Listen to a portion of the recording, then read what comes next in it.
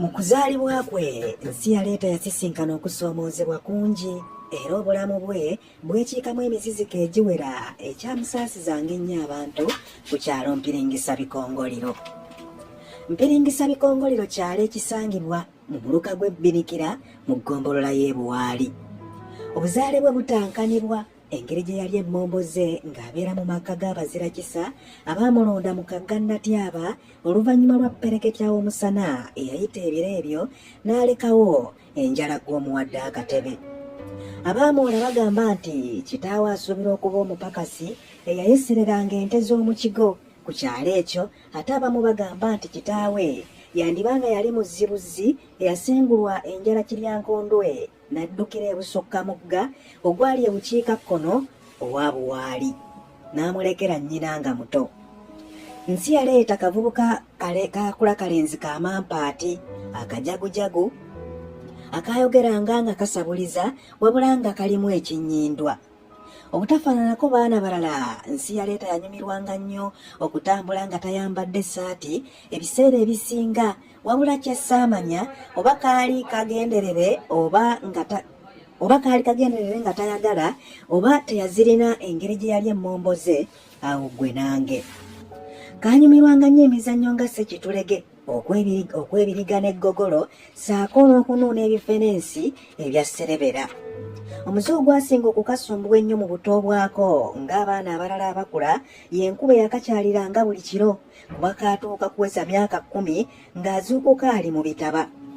Nategeezebwa nti ekyavumula okutobya ebikunta ye mukadde Ssefolooza eyali muliraanwa waabwe ow'omu Ddembo eyakaliisa ennyanyagize ne kalekayo okutobya embogo, wabula ekyakalemeramu kaakula kwogerera mu malagolago.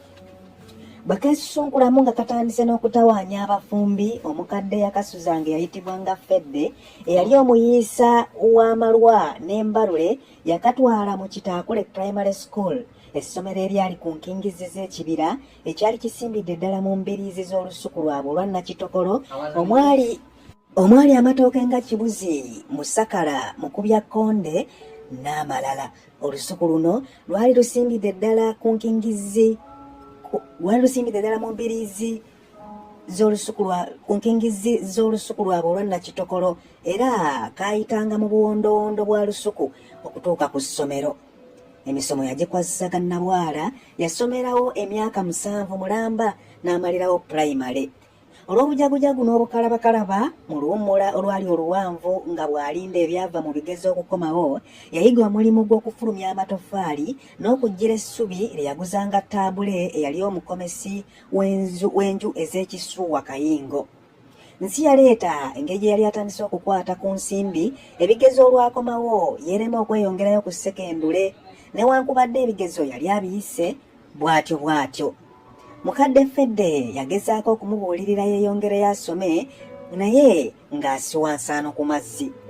Nga wakayita emyaka 2 ng'alemedde mu mulimu gwe ogw'okufulumya amatoffaali n'okuggira essubi, amaanyi gaamusala kye yali tafunangako kuba yavumbika ekyokero kye ekyalimu amatoffaali 1,000 Mulamba gonna ne gakona.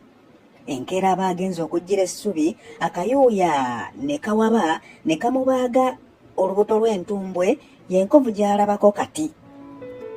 Ne bwe wandibadde ggwe amaanyi gandikuweddemu, era naye kye yakola kwe kusaba mukadde Fedde amuddiremu addemu amuweerere yeeyongereyo mu siniya, naye olw'okuba ensimbi zaali zitandise okumwekubya empi, okusaba kwe tekwayitamu. Nzijukira olumu olwandagirize lw'enkuba lwali lufuuyirira mu budde obw'amayingirankoko. Nsi yaleeta ng'atudde mu ddumbiizi ly'enju ng'akutte akaggo ke keeyambisanga okuzannya ssekitulege. Omukadde Fedde aba amuyitako ng'ava okwanula olukangagga lwe olwataba ne kamutegula n'atalantuka ne yeemegga ennume y'ekigo yogayoga ku ddimwa. Nsi yaleeta yabwatuka n'aseka Buniza mu ngeri y'amakwekansamu olw'okulaba Fedde ng'ajja ebiyengeyenge, era olwava wansi n'amulirika emigobante ng'akozesa bawala essanvu ya bba eyali eterekeddwa mu ateenenya.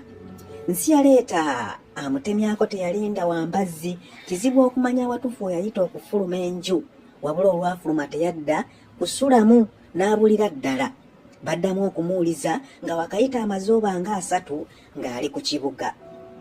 Mba nkulimbye bwe nkugamba nti manye engeri entuufu gye yatuukamu ku kibuga, mpozzi omutongole eyali yakazibwako eryabwa ddiba, engeri gye yali omusuubuzi w'amaliba ng'ate n'obuuso bwe butono ng'obutuli bw'eddiba eyali omutuuze ku kyalo ekyo, ye yanyumya nti aba ali mu kabuga akayitibwa Busega we yatuusizanga amaliba ge okumpi n'eroole z'amatooke we zaggukiranga.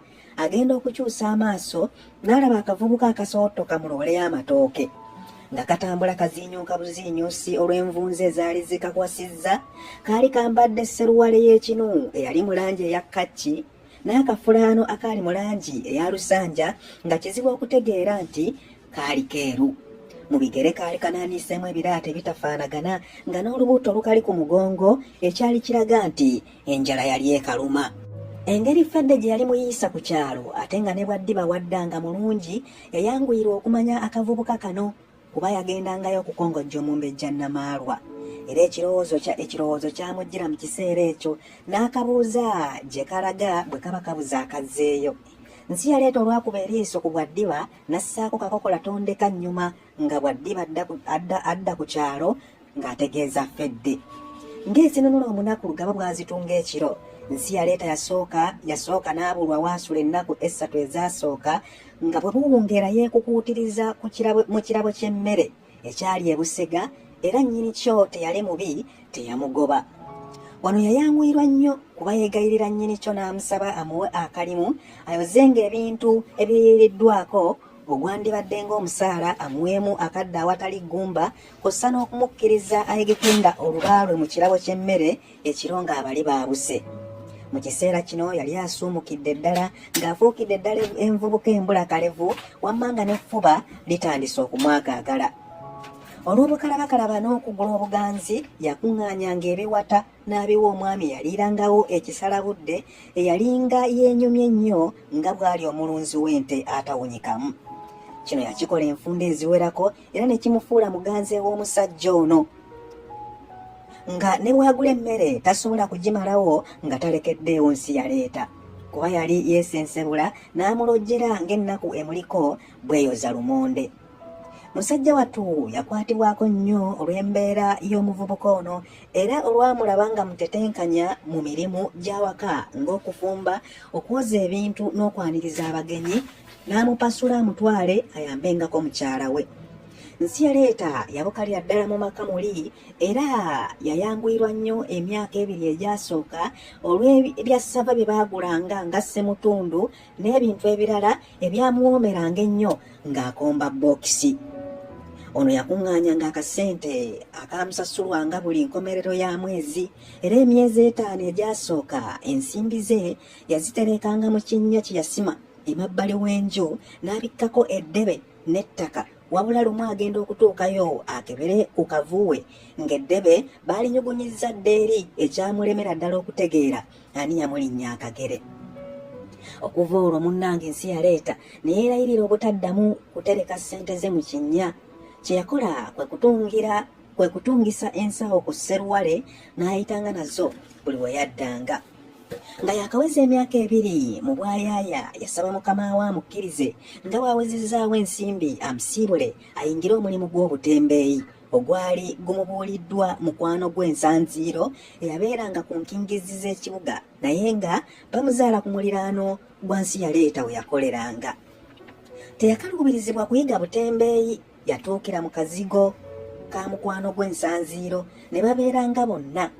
Mu bintu byasubulanga mwalimu entanyoomwa, obufuukende, enkoba z'abasajja ez'omu biwato, enkampa, manvuuli, obufulaano n'ebirala.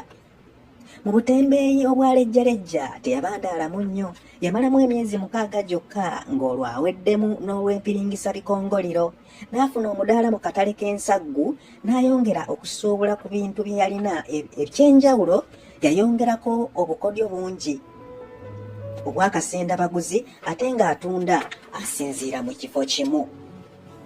Ekiseera ekyo yali lwandagada lwa muvubuka eyalina emba ensonookerevu, enviiri ez'akakupe, eyakubanga akakindo mu ssaati empanvu eyali mu langi ey'akayange n'empale ey'effulungu mu biraato ng'anaaniseemu engatto zimuvubuka agunjuse. Yeekubanga kalifuuwa okwewala okuwunya olutunkutunku engeri oluusi omusana gye gwatuukanga mu kadaala ke. Yali waakatakketaka atunuza ekkabyo newankubadde bwe yafunanga abaguzi yagezangako nnyo okugonza amaaso. Lumu mu baguzi be mwajjiramu mwana muwala omu ku wali okomya amaaso. Yali atambula yeebitiggula mu ngeri y'okwetiriboosa ng'atunuza amaaso ag'ekisa. Yalina enviiri ez'amasadde, amaaso nga galigita buligisi mu kiwanga. Yalina langi ensirugaalirivu ey'ekigagga, amabeere ag'ebiteeko, ate nga bwe kituuka ku nnakakuliri wa kabina, mwana muwala nga yabala. Mwana muwala ono kyeyava abuuza Nsi Yaleeta mu ddoboozi ery'ekisa nti, Mukama waffe yeebazibwe. Mwana muwala kyamubuukako Nsi Yaleeta bwe yamuddamu nti, Akaki? Singa wali musajja nga gwe Nsi Yaleeta mu kiseera ekyo, mbuusabuusa nti wali okyasobola okumanya ebbeeyi y'ebintu by'otunda, anti ng'ekikolo kya mwana muwala bw'okitunulako ofa amabbabbanyi.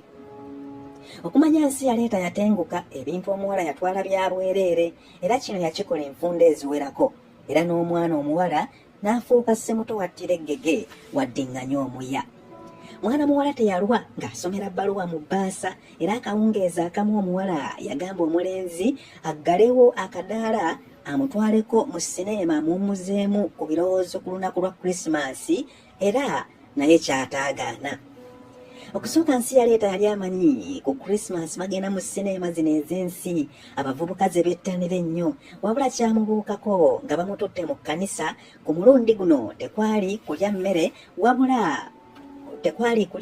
nga bwe yali amanyidde okukola, wabula kwali kulya mmere y'amaaso n'emizannyo egy'emyoyo. Omuzannyo gwatandika okulagibwa era baatuula wamu, wabula guba gutuuka mu makkati. Nsi Yaleeta kyava akwata mu nviiri z'omuwala n'amuwunzika omutwe nga bw'amutunuza amaaso ag'ekisa n'amugamba nti